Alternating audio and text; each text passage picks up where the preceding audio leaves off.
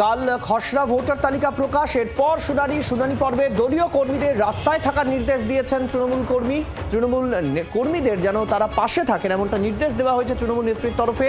খসড়া তালিকায় বাদ পড়াদের সাহায্য করতে help desk, may I help you রাখার কথা বলা হয়েছে।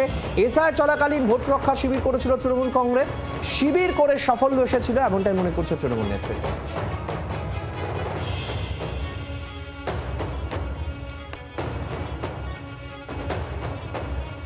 সাহায্য করবে না, সাহায্যের নাম করে ভুয়ো কাগজপত্র সরকারি ভাবে দিয়ে তার নাম তোলার চেষ্টা করবে। যে ছেলের সঙ্গে বাপের বয়সের ডিফারেন্স 3 বছর, 15 বছরের বাপটাকে 35 বছরের বাপ তো বানাতে পারবে না, 40 বছরের দাদুটাকে তো আর 70 বছরের বানাতে পারবে না।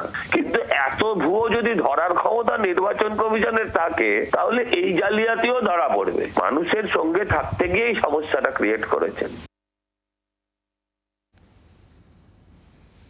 প্রথম পর্যায়ে তৃণমূল কংগ্রেস ৮১,০০০ বুথে সব ভোটারদের পাশে দাঁড়িয়েছিল। প্রত্যেকটা বুথে মে আই হেল্প ইউ বা হেল্প ক্যাম্প তৈরি হয়েছিল। তৃণমূল কংগ্রেস প্রথম হচ্ছে গণতন্ত্রের প্রতি দায়বদ্ধ, এবং এই দ্বিতীয় পর্যায়েও তারা সমস্ত বুথে ৮১,০০০ বুথেই তারা সাধারণ মানুষের সাহায্যের জন্যে তারা উপস্থিত থাকবেন।